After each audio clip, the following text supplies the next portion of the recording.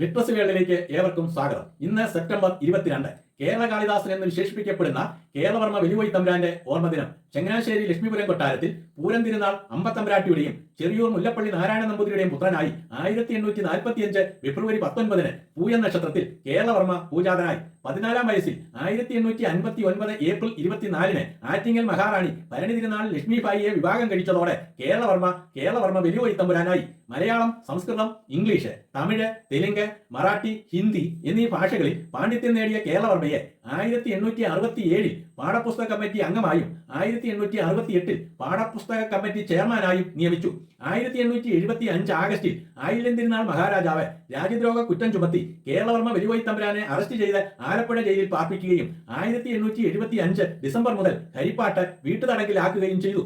1880 ജൂണിൽ ആയില്യം തിരുനാൾ മരിക്കുകയും വിശാഖം തിരുനാൾ രാജാവാകുകയും ചെയ്തപ്പോൾ കേരളവർമ്മ വലിയോയി തമ്പുരാനെ തടങ്കലിൽ നിന്നും മോചിപ്പിച്ചു.